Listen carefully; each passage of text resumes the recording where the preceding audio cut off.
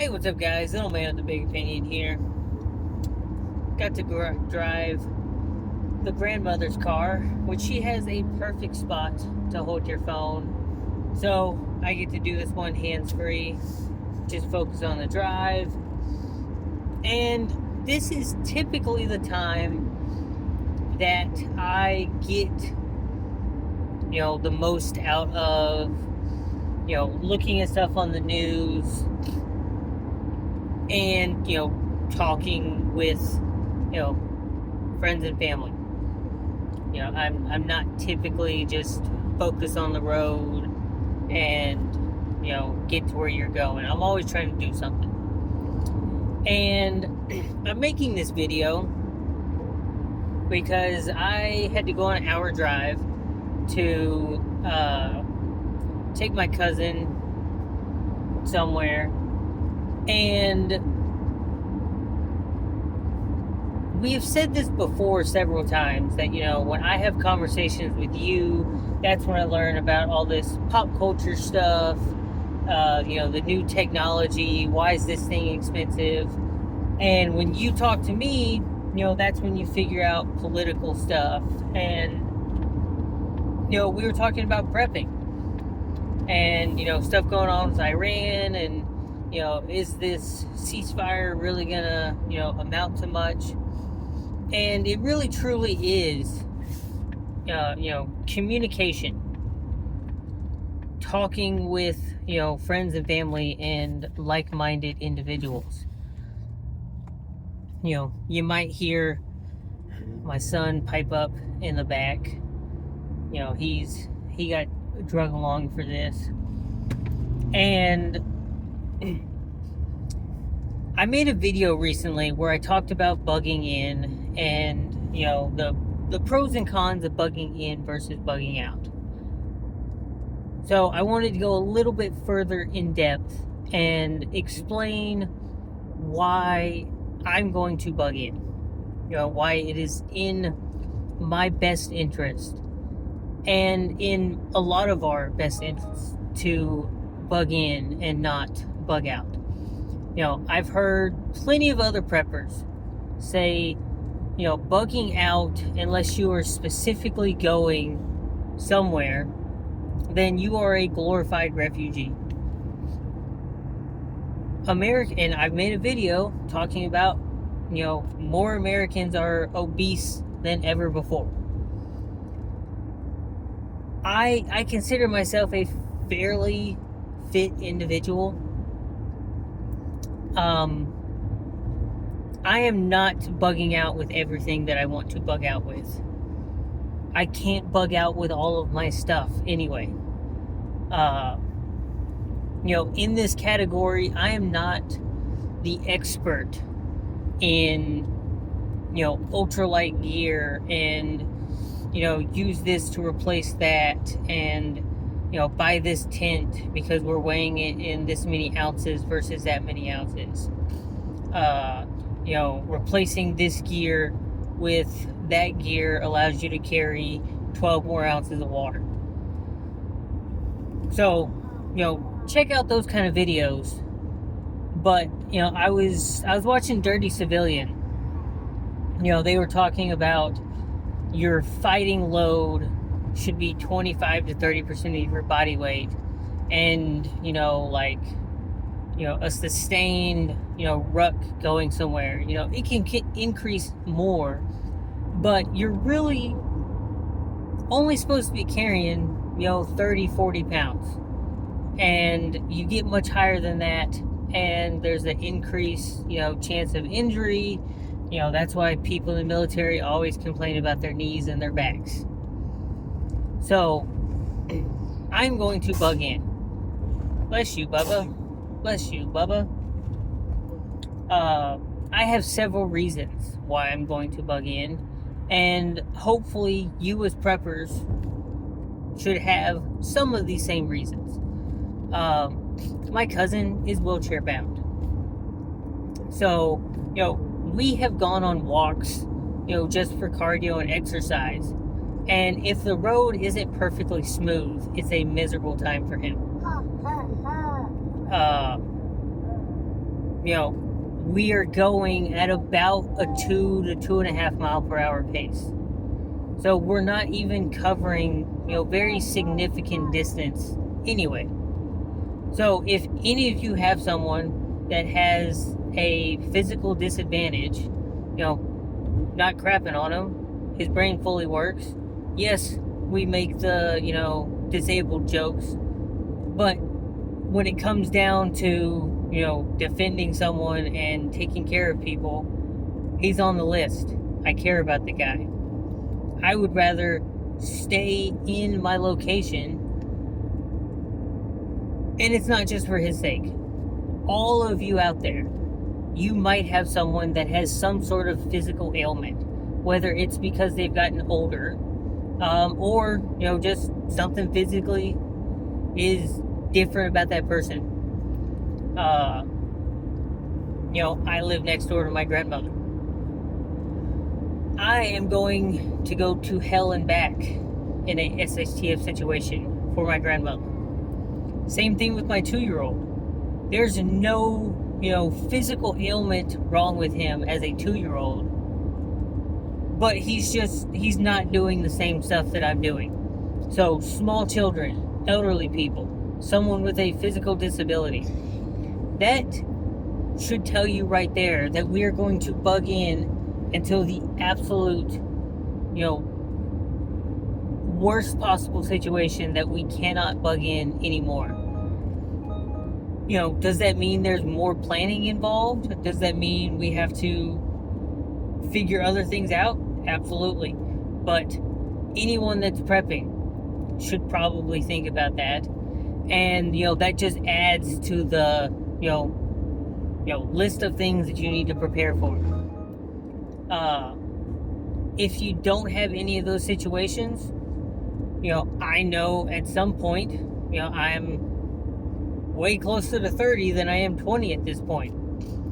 I'm going to have to start thinking about that at some point for myself as well. We start to slow down. You get older. It happens.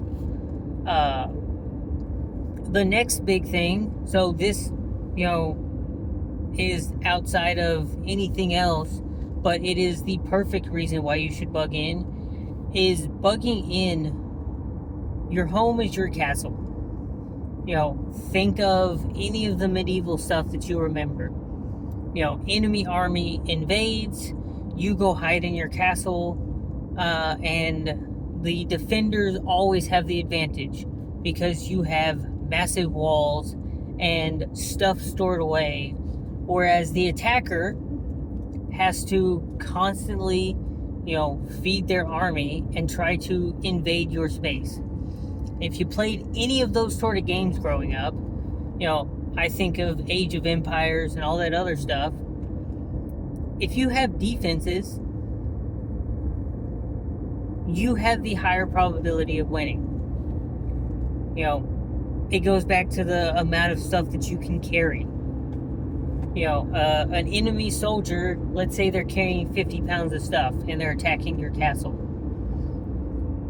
You probably have more than 50 pounds of stuff in your home. Like, I don't know the exact weight on it, but I have thousands of rounds of 22 ammo. If I just carried my 22 ammo in a backpack and walked somewhere, that's going to be a workout by itself. That's not included, a gallon of water is 8 pounds. Let's say you're consuming a gallon of water a day. If you are further away than, 20, 30 minutes from a water source, you're probably carrying 50 pounds plus of water. If you're bugging in, there's people that have put in thousands upon thousands of gallons of systems of water in place. I've been filling 2-liter bottles up. And, my juice containers and stuff like that, because it's a very cheap way to store water. I say I'm a fairly physically fit person. I am not physically capable of bringing all of the water storage I have with me. But I am physically capable of pulling a few pounds of pressure on a trigger to defend that stuff. I've been freeze-drying meals. I could not physically, even if I worked out insanely hard and ate all the protein and did all that sort of stuff, I am not physically carrying every single freeze-dried meal that I have. I'm not physically carrying everything of rice that I put away, everything of beans, everything of oatmeal. I've got 8 or 9 5-gallon buckets with Mylar bags in it, full of dried goods. That is going to last months and months and months. Couldn't physically carry every single canned food that I've put away. Couldn't physically carry all of my solar and battery stuff that I have. I can't even carry every single firearm that I own. Then you toss in, pets. Can't physically do that. My 2-year-old weighs between 30 and 35 pounds. If I'm bugging out, he's 90% of the weight that I can carry. Just him by himself. So, bugging in lets you have access to all of your stuff. It is your castle. You can have been prepping for a month, and you probably have more stuff prepped than you can physically carry with you. So you might as well stay at your location. Prepping, in a lot of ways, is acquiring skills and acquiring stuff. You are kind of becoming a hoarder, in the nicest way possible. You store up enough stuff so that you can weather the problem in front of you. If you want to, give yourself a little fitness test, go grocery shopping and just buy a case of water. But don't get a cart. Carry that case of, walk into your Walmart, Costco, whatever. Go to where they have the water. Pick up that case of water and carry it all the way to the checkout. Scan it, and then carry it all the way to your vehicle and tell me how you feel. If your heart rate, regardless of how much you work out, is going to increase, because that's a fairly significant amount of weight. Some of you are probably thinking, gosh darn, I'm not even getting that case of water outside of the store. That's only a couple of days worth of water in that case of water. That's not even, most of you are also probably thinking, the way gas prices are, why am I going to drive all the way to my store just to do this physical challenge? Like, I need to buy my week's worth of groceries, or, my 2 weeks, or however you do your grocery shopping. That's why they have carts, because we physically cannot carry all of that stuff. Imagine, trying to buy a week's worth of groceries and you have to carry all of it by hand. You're going to be making several trips. I know it's a guy thing.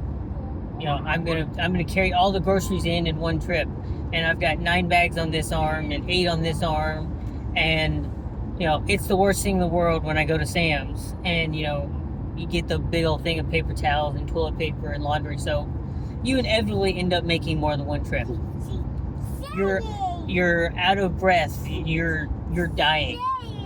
But you're doing your absolute best to make the one trip. That's some physical capability that you need to think about. Another really big thing about bugging in, and this just think of all of the stuff in your house. I mentioned toilet paper. It doesn't weigh a lot. Even if you're buying the largest thing of toilet paper, that thing lasts you several months. In a backpack, you're carrying a thing of baby wipes and maybe a roll of toilet paper. How long is a roll of toilet paper going to last you before you're having to hunt down really big leaves and knowing which leaves are going to make your butt itchy and give you a rash? Your home can store months upon months of toilet paper. Think about you sleeping at night. You got a really nice pillow. Your really nice pillow is probably loads better than almost any of the, camping, backpacking type pillows that you can get out there. Your blankets. Shoot, some of you watching this, you probably sleep great with a weighted blanket. That thing weighs 15 pounds. If I'm bugging out, I don't want 15 pounds of my weight to be a weighted blanket. I'd rather bug in. Think of, blankets, pillows, fans,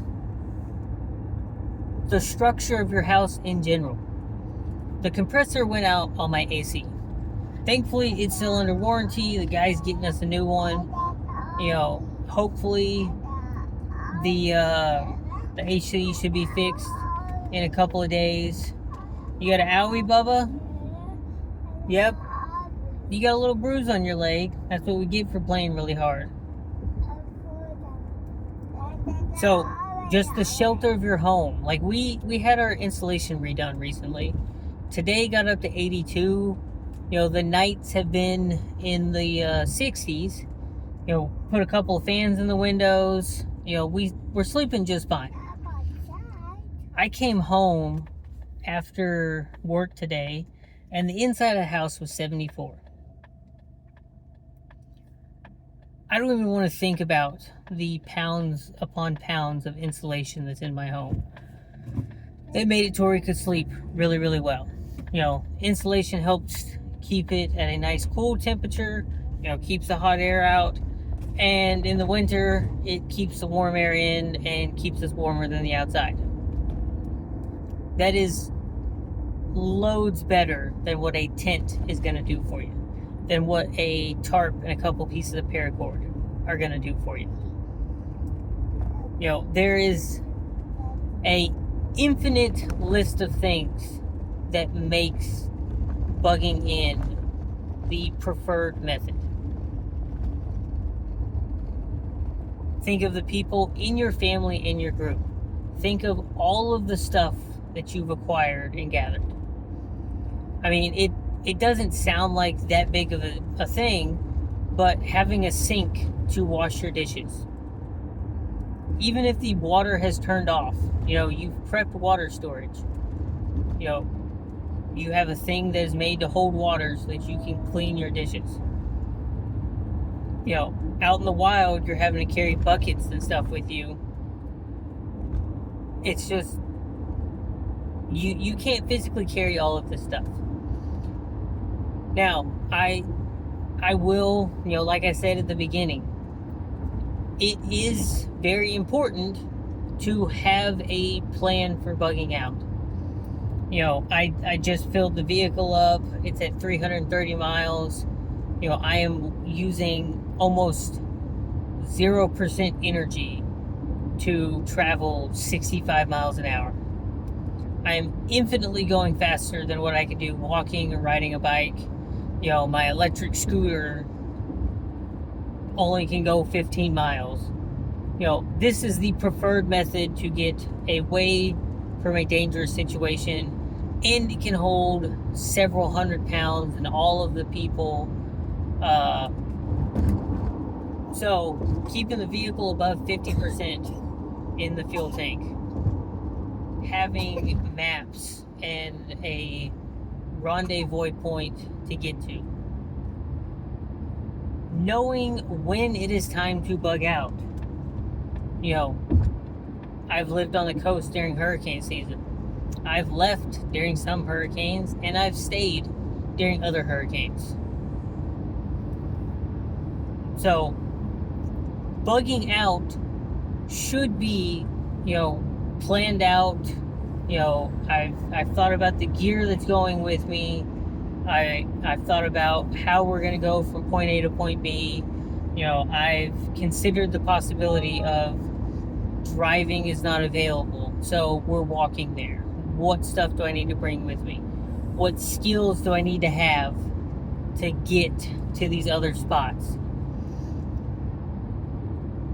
It's very, very important to have a destination in mind. A destination says, I've got another spot where I've put more supplies away so that I can bug in. So I'm not just stuck with the 50 pounds, 80 pounds of what I can physically carry to get there. I'm not starting over from scratch. And, not having a destination, it's like, okay, you're a refugee. If you do not have a in place in mind, then, you're homeless. There's not a lot of options for you other than day-to-day survival.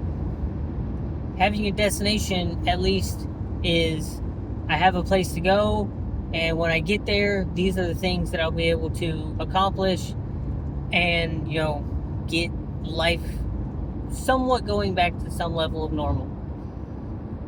The whole idea of this is keeping things as close to normal as I possibly can. So, your home doesn't have power.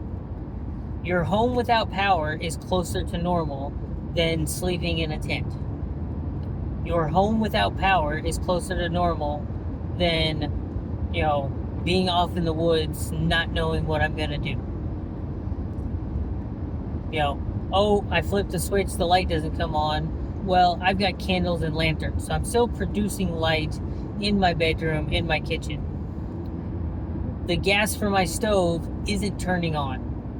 But my camp stove allows me to still cook food in the kitchen and, prepare stuff.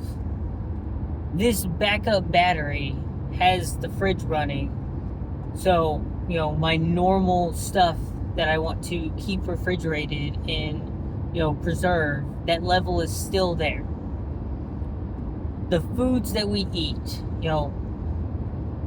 I have flushed the toilet before with the main water not on, but I was able to fill the tank up on the back from a water bladder in my bathtub. So, think of as close to normal. Pooping on your toilet, even though you're filling it up with a 2-liter bottle of water that you saved your Coke bottle and you filled up with water, is closer to normal than pooping over a 5-gallon bucket. It's closer to normal than digging a hole in the ground and squatting and covering it up. We're saying as close to normal as we can. And the preps are allowing us to fill that gap until normal returns. In the perfect world, you've got all the solar to power your home and you've got the backup batteries. So, the main power goes out, for the area around you, but you flip the switch and things are still running. You're still running your washer machine. Running your washer and dryer is normal. Filling a bucket with hot water and putting a washboard in and scrubbing your clothes clean and hanging them up to dry, that's not normal. Depending on the person. We had a clothesline growing up. As soon as it got to where the temperature outside was above 70, stuff was hung up on a clothesline. That's a level of normal. Normal can be the lifestyle that you have set up. Normal for some people is I go to Walmart, I pick up my eggs from the store and I pay my couple of bucks for them. Other people, normal is I spent 15 minutes scooping out poop from the chicken coop and getting eggs for my chicken. Same thing with milk. Getting it from your cow or your goat could be normal for some people, but buying it from a grocery store is what they consider normal. I'm keeping things closer to normal by storing freeze-dried milk. So if there was ever a milk shortage or, the power went out and my Walmart didn't have any milk, but I still have electricity, I'm mixing in water with my freeze-dried milk and chilling it in the fridge so the kids still have, their milk with their cereal in the morning. Normal is a hot meal. I've stored all this freeze-dried stuff. I've got the water storage, and I've got a cord and a half of wood next to the house. I'm warming up water in a pot over the fireplace, mix it in with the food, and I still have a hot meal. Normal is different for a lot of us. I've got a portable DVD player. The kid back there likes his Disney cartoons and TV shows and stuff. I've got a lot of my favorite Disney movies on VHS and DVD. Oh, the power went out. We're still watching 101 Dalmatians because we've got this, battery-powered DVD player. If the power's out for 3 days, he probably doesn't recognize it because he's still got a screen that he can watch, Aladdin, Robin Hood, whatever. And, power comes back on, we recharge it, and, we wait for the next go-around. Bugging in lets you have all of this stuff. You set up a rain catchment system. You've got solar. You've got your extra medicine. You've got your blankets and your pillows and your food and all of this different stuff. The big thing with bugging in is that's as close to normal as you're gonna be. You still need to learn skills. You learn your backups for all of this different stuff. That's important to do. But you can set up this checklist. If the power goes out, what keeps me closer to normal? Do we have candles and board games so we can still do entertainment with the family? Do we have, sleeping bags and extra blankets because the power's out and it's winter time? Normal is I stay warm and cozy to go to sleep. So I've got this stuff to stay warm and cozy. I've got a roof over my head because it's raining. Normal is I stay nice and dry. Normal is as normal is. Bugging out requires a significant amount of sacrifices to normal. And for most of us, we don't have the bug in, finances to keep things 100% at normal, and have a secondary location that also has everything that the first location has, that we can leave that situation and go somewhere else where things stay as close to normal as physically possible. So run through that whole list. If I want access to a hot shower, normal for me is you just turn the water on. The water heater's got power. It gives you a hot shower. Backup solution is a solar bag. It's just a black bag that you put water in. The sun warms the water up. And, I've got one that's got like an 8-gallon capacity.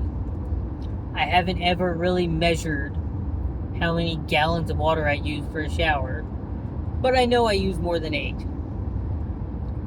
But that's a secondary option that is closer to normal that I'm probably not taking with me in a bug out situation.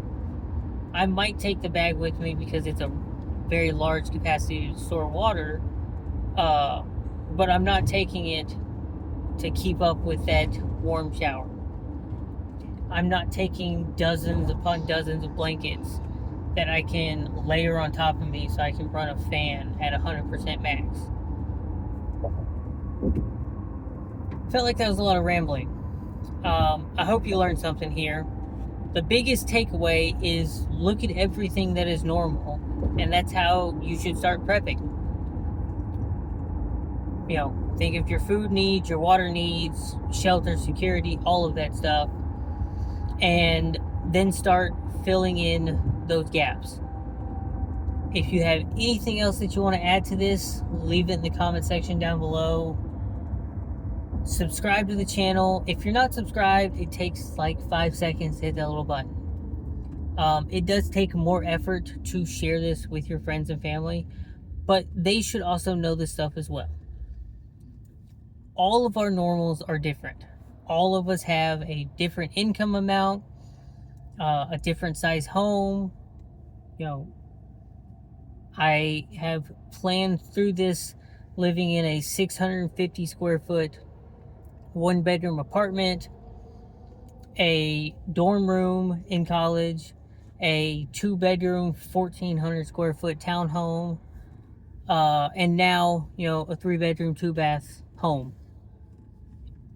If we ever move anywhere else or decide to build something else, we're stopped because it's a red light, Bubba. And now it's green, so we're moving again.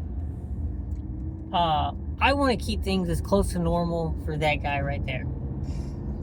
And my grandmother, and my wife, and my cousin, and the other friends and family that, we have planned to try to get through this SHTF problem together. So you do the same thing with your group, and stay tuned for other videos to come. But until then, I'll catch you in the next one.